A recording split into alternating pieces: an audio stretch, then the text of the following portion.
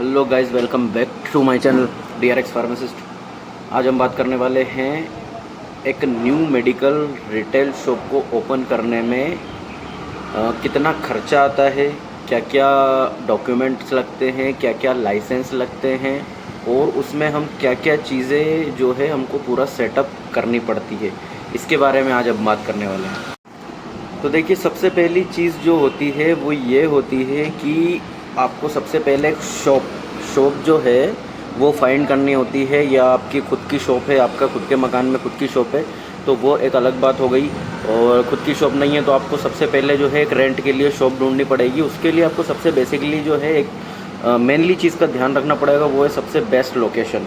एक अच्छा market place हो जहाँ पर अच्छी सी रनिंग हो। मैं आपको यहाँ ऐसी ये जो है एक अच्छी सी लोकेशन होनी चाहिए, जैसे कि रनिंग रोड हो, आसपास कुछ डॉक्टर्स के क्लिनिक या हॉस्पिटल हो तो और अच्छी बात है। जैसे कि ये मेरा शॉप है और यहाँ पर जो है मेरी अच्छी मार्केटिंग के लिए मेरे पास अच्छा सा जो मेन रोड अवेलेबल है। ठीक है, तो सबसे पहली चीज़ जो है वो यही होती है कि आपको सबसे पहले जो है एक अच्छी सी शॉप फाइंड करनी होती है। शॉप का ऑलमोस्ट उसमें कुछ क्राइटेरिया होता है, जो कि 150 200 या 200 से 250 स्क्वायर फीट ऑलमोस्ट अराउंड इतना जो अपना मेडिकल रिटेल शॉप जो है इतना मिनिमम आवश्यकता होती है, क्योंकि इतना एरिया रिक्वायरमेंट होता है। क्योंकि आपके प्रोडक्ट्स, ऑल प्रोडक्ट्स जो है सभी तरह की रेंज आपको रखनी है, या फिर आप पर्टिकुलर किसी फ्रेंचाइजी के साथ खोल रहे हैं या जेनरिक खोल रहे हैं या आयुर्वेदिक खोल रहे हैं तो वो एक अलग बात हो गई। मैं जनरल मेडिकल स्टोर की बात कर रहा हूँ जो कि इंडिया में अभी फ़िलहाल चलता है। ठीक है, तो ये हो गई अपने शॉप की बात। उसके बाद आपको सबसे पहले जो है शॉप को फाइंड करना है। शॉप को फाइंड करने के बाद आपको सेकेंड थिंग होती है वो होती है फर्नीचर। फर्नीचर के लिए किसी अच्छे से कारपेंटर से मिलना पड़ता है, उसके बाद उससे मिलिए। फर्नीचर आपका अपने हिसाब से बनवाइए। देखिए, आजकल जो है आर्टिफिशियल रेडीमेड फर्नीचर भी मिल जाता है, लोहे की रैक्स मिल जाती है ना, बने बनाए जो उसमें खन होते हैं वो मिल जाते हैं, है ना। और कांच की रैक्स भी होती है। कई लोग जो है परमानेंट करवाते हैं, जैसे खुद की शॉप है तो उनको परमानेंट करवाना होता है, तो वो अच्छा खासा खर्चा करके उसमें वो करवा लेते हैं। ऑलमोस्ट इसमें अगर मिनिमम टू मिनिमम करवाएंगे तो 30 से 40 हज़ार में हो जाएगा अगर लकड़ी का फर्नीचर बनवाते हैं। और अगर अच्छा हेवी फर्नीचर बनाते हैं तो वो फिर 1.5 लाख 2 लाख तक भी रेंज जा सकती है। तो वो आप पर डिपेंड करता है कि आपका बजट कितना है और आप किस लेवल पे उसको जो है फर्नीचर को करवाना चाहते हैं। आफ्टर दैट फर्नीचर कंप्लीट होने के बाद जो है शॉप में थर्ड प्रोसेस आती है, वो आती है ड्रग लाइसेंस की।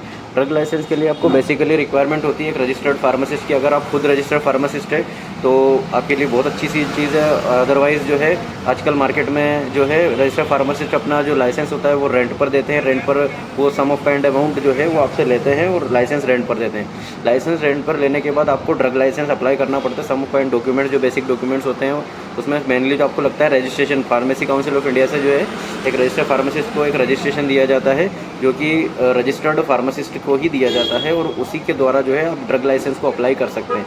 ड्रग लाइसेंस को अप्लाई करने के बाद आपका जो ड्रग लाइसेंस है बेसिकली प्रोसेस 10 to 15 डेज़ होता है। लेकिन सम ऑफ स्टेट्स में अलग अलग स्टेट्स में जो है सारी चीज़ें अलग अलग होती है। कहीं कहीं पर 5 डेज़ में आ जाता है, कहीं 10 डेज़ में आ जाता है, और कहीं कहीं पर महीनों भी लग जाते हैं। लेकिन ये टोटली डिपेंड होता है आपके ड्रग इंस्पेक्टर पे। जो आपके एरिया ड्रग इंस्पेक्टर है वो इसको कब और कितने टाइम में अप्रूव करते हैं ये डिपेंड करता है। वो आपकी शॉप पे विज़िट करेंगे, विज़िट करने के बाद वो चेक करेंगे फर्नीचर कैसा है, शॉप की साइज़, लेंथ वगैरह सब सही है, और वहाँ पर फ्रिज अवेलेबल है। ये सारी चीज़ें वो जो है चेक करने के बाद और विज़िट करने के बाद आपका ड्रग लाइसेंस प्रोसेस कर देते हैं। जैसे ही आपका DL आ जाता है उसके बाद आप जो है सभी मेडिसिन्स की जो रिक्वायरमेंट आपके एरिया के हिसाब से है वो मेडिसिन परचेज़ कर सकते हैं आपके दवा बाज़ार से, आपके मेडिसिन होलसेलर से, आपके डिस्ट्रीब्यूटर से, एजेंसी से।